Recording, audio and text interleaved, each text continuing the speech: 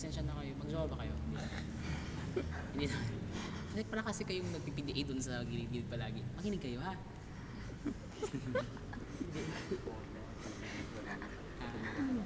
Ah, classmate ba kayo or meron na kayong mga girlfriend dito? Ikaw ang girlfriend. Makinig kayo ha. Okay? Actually, Monday day off namin pero tinanggap ko na lang kasi kawa naman kayo kasi alis ako 2 weeks. Eh, okay lang ba na sabihin ko, ay sorry after April 9 na. Di ba? Tsaka, yung Buddha is a word in Sanskrit that means gising. As in adjective, hindi gising ha. Enlightened. Noun, gising. Anong gising? Awaken.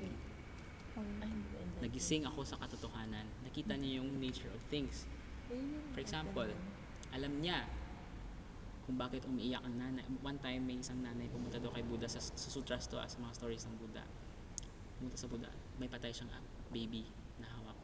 Buddha, sabi nila, ikaw yung pinakamagaling na guro dito. Buhayin mo anak ko. Buhayin mo kung totoo ka. Ganyan. Si Buddha ay hindi makasagot, syempre. Do you think makakabuhay ka ng patay? No. Hindi, di ba? Hindi sumasagot. Hey, ano ka? Anong peke? Sa peke? You're a fraud. No, peke ka. Wala kang kwenta. Hindi ka marunong. Yan. Si Buddha sabi niya. Gumano na si Buddha, magano na si Buddha sa bawal niya, di ba? Kasi naglalakad siya. Mrs., buhayin ko ang anak mo. Pero kailangan ko na pumunta ka ng mga bahay na walang may namatayan. Kumuha ka ng isang mustard seed from that family. Do you get it? So maghanap ka ng 7 mustard seeds. So that means 7 families na walang may namatayan sa bahay nila. Sabi ng nanay, okay, sige. Kasi para ingredient to sa potion. So, anong nangyari? Punta siya. Maghanap siya. Tapos, bumalik siya kay Buddha na peaceful ang mukha. Hindi na umiiyak. Tapos nagbawa siya kay Buddha sa harap ni Buddha. Buddha, thank you, salamat. Naintindihan ko na. Ibig sabihin, Hindi lang siya namatayan. very good. So yun yung ni Buddha, ng wisdom ng Buddha. Marami pang kwento actually pag nabasa yung mga kwento ng Buddha. Ako kasi of course I grew up in a Catholic family. Even the Chinese here grew up in a Catholic family, right? So there's no one born Buddhist because in Buddhism, to be Buddhist, to take refuge in Buddhism, to follow the path of Buddhism, you have to make it an adult decision. You have to make a decision like an adult na gusto ko itong gawin para mas liberate myself from suffering. So yung pagkagising ng Buddha, yun sa mga bagay na naggising siya. Actually, mga common sense lang naman eh. Siguro if you're a scientist, parang scientist siya. Pero imagine he talked about that the earth is not the center of the universe, right? At the time of, do you think 500 BC in the West, is that how they think? What? 500 BC, what is the view of the earth in the Western? Earth is the center of the universe. Humanism. 500 BC, there's already humanism? Of course, it's pre-Christ, Christian era. But when you had the Bible, of course, I read the Bible and I appreciate the messages. But if you take it literally, what is the meaning of Genesis? I'm not attacking the Genesis. I read the Genesis. But because some people think that the Bible is the fact, which is sa Buddhist sutras, hindi namin sinasabi yun. Siyempre, sasabihin namin, kasi si Buddha na to talk about multiple worlds, right? So hindi namin mapaprove yun. So hindi natin masasabing totoo yun. But, ibig kong sabihin, yung ibang tao, yung thought ng tao dati, yung earth yung center ng universe, dahil ginawa ang earth, right? Saka sky, stars, sun, moon. So anong focus ng, saan nanggaling lahat? Dito tayo ang main. Pero hindi na nga, yun ba yung pananaw ng mundo natin? No. What do you think, sir? Hindi, di ba? I'm not a Christian, but I have so many Christian friends. My Christian friends now, of course, they will not think it's good for a Christian to say that man or God and man is the center of the universe, because Christians would accept the fact that maybe man is just one of the creations, right? In the universe, you cannot say that the Earth is the only planet that has life. But anyway, 500 BC at the time, everyone thinks that the world is flat and we are the center of the universe. There's the sky and there's hell. In Buddha said, we are just one of the many worlds. He talked about stars. We're just one of the stars. But of course, we're not a star. Maraming ding mali sa sinasabi niya. Pero literal kasi, prose, parang poetry siya na passed on from generations to generations. And we don't claim that the Buddha knew everything, but maybe he did, because he was so smart. But at that time, he already talked about multiple worlds, no? So, to that extent, we believe that the Buddha has unlocked the secrets to happiness, to the universe. So, when he did that, he became a Buddha. It's an adjective for him. You are the Buddha. But now in history, of course, when we talk about the Buddha, who are we referring to? Siddhartha. But Buddha is a term that we can use for anyone who got enlightened or who will be enlightened. So the Buddha, can he claim that he's the first and the last to become the Buddha? Or he's the only Buddha? No. Very good. So when he was preaching the Dharma, he would talk about past Buddhas of different worlds. He would have different names. And then he would also talk about characters that are becoming a Buddha, but they postpone it. They will not become a Buddha until they fulfill their vows. And one of them is Quan Yin Pusa. But is Quan Yin Pusa a historical person? Is he a historical person? When the Buddha was talking there and he said, there is this one Bodhisattva named Avalokitesvara. She's been cultivating for many lives, but she always goes back to the Saha world, the world of suffering, because she wants to help. So, where is Quan Yin Pusa? Is she a historical person? If you become like before, it's funny. There's scholars, Bible scholars, that they wanted to date the exact date of the creation. Do you know the story? Do you read Zaide? Yes. Zaide. Do you know Zaide? Gregorio Zaide. Do you read his books? Some. That was your textbook in second year history. He wrote so many. Yes. Second year high High school. school. Yes. Most of your history books are written by Zaide. He's commissioned by the CBCP, the Catholic Church, to write the books, right? Ano ngayon? Saan na tayo? Pakita tayo. Sa cat. Oh, no. Kasi sa book ni Zaide, he would say na meron daw, pero totoo naman sinabi niya, na meron daw nag-calculate ng day, exact day and time pa when the world was created based sa Genesis, based sa story ng Genesis. Parang yung generations ng mga tao from Abraham ganyan hanggang kay Adan, tinignan nila kung anong year. No? So meron talaga sa exact date. Do you think that's possible? No. If you're a true Christian, you wouldn't even bother to ask when the world started.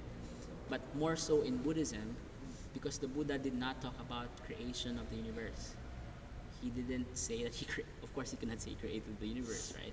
And he didn't talk about God. He didn't talk about, in a sense that the Christians now talk about God, right? But he talked about other universes. So if you are a historian, it's so difficult to pinpoint historical persons in his stories because he would talk about different kalpas. And if you really want to count all that, the earth was not even born at those times. So the question is, who are these people? And he would talk about bodhisattvas, right? But he would also talk about Buddhas of the past. And Amitofo, the name that we say when we greet you, is actually a name of a past Buddha called Amitabha Buddha. And his story is so beautiful that many Chinese like it, and that's why they use it as their say Amito, because it says the Buddha of infinite light and life. And his vows were fulfilled, that's why he became a Buddha. Okay, and there's also the medicine Buddha, there's also this and that Buddha. So there are many kinds of Buddhas. Also, one very famous Buddha is what Buddha? What Buddha do you know? We always see in Binondo, in stores. The fat one. Very good, the fat one. Who is the fat one? What is his story? When the Buddha, who is the last Buddha? I mean, who's the most recent Buddha? Do you know? Nagbabasa ba kayo ng news? Wala pang recent Buddha. The most recent Buddha was 2,500 years ago, and that's him, Siddhartha. There was no Buddha. There was no known Buddha. Of course, nobody can claim that they became a Buddha in our history. But the Buddha, Siddhartha, Sakyamuni Buddha, Sakyamuni means the leader of the Sakya clan.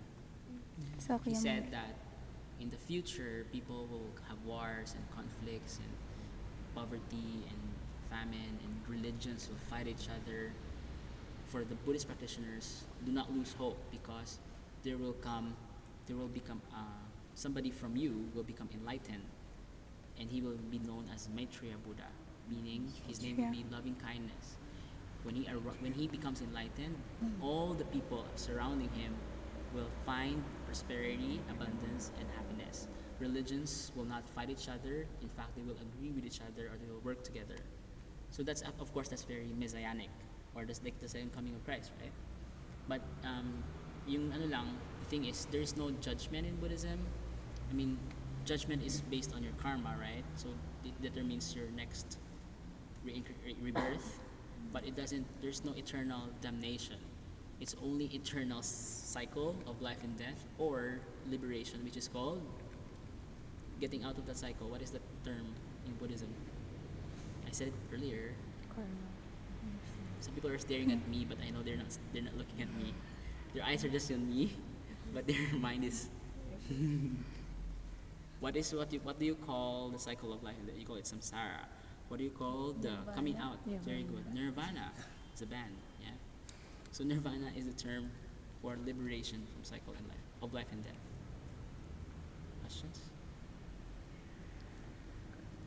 Now, kanina ng Theravada, yun, yung Mahayana, yung pinakamalaking migration ng Buddhist thought is of course from India to what country?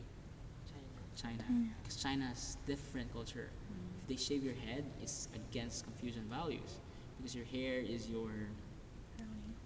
No. Your hair is your ancestors' heritage to you. They believe that it's handed down to you and you can't renounce, right? Being a monk is like being irresponsible. But for 300 years, Buddhism was a foreign religion. It's not a Chinese religion. But it merged with Taoist virtues about the nature. Kasi maraming concepts na parang pareho din sa Wu-Wei and Nirvana. Wu-Wei is the Taoist, yung parang non-action. Are you reading, do you study Taoism as well? Is Taoism and Buddhism the same? No. No. Okay, but Chinese Buddhism, they would have Taoist influences in the practice. Pero ano nangyari? So, Buddhism ba in India is different in Buddhism in Sri Lanka, Buddhism in China, Buddhism in Tibet? Iba ba sila? Opo. No. Bakit? And yes. No, because iba-iba silang form, iba-ibang practice, iba-ibang kultura. For example, gusto mong let's say gusto mong maging maganda yung katawan. Tapos meron tayong 5 taong mataba. Okay? Ano ang gagawin ng isa? Bigyan niyo ako ng sagot. Hindi, anong gagawin ko para maging maganda yung katawan? Diet. Diet. So, anong kakainin mo? Gulay lang lahat. Okay. Ikaw? Ganun lang. Hindi, ibang gusto ko ibang lahat. Exercise siya, magra-run siya. Run siya araw-araw. Ang isa naman ano? Hindi kakain. Kakain ng rice. Ayoko nun. Hindi kakain ng kanin. Let's say ikaw gusto mo Low carb. ano ka? Mag-swimming ka. Swimming. Swimming. Okay. Tapos ikaw naman ano? Eat fiber. Magsislenda. Magsislenda ka lang. Okay. At ikaw naman ay magda-dance ka sa dance studio, mag-aerobics. Okay. So, alam natin sila gusto may isang goal. Diba? Pero pare-pareho ba yung ginagawa nila? Hindi. So sa Buddhism gano'n, iba-ibang school, iba-ibang paraan para makamit ang pagiging Buddha. So mayroong school, for example, Chan or Zen, that's sitting meditation or being mindful in every time. So kahit kumakain ka, parang nag-meditate ka.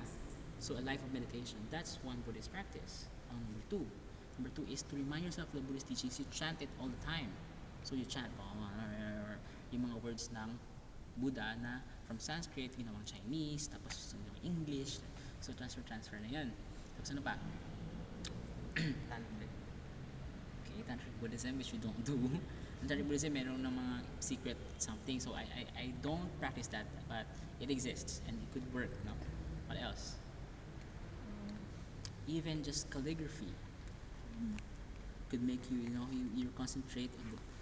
They say that when you do the calligraphy Tao, there is no you doing the holding the brush. It's only the brush stroke that exists. Okay, what else?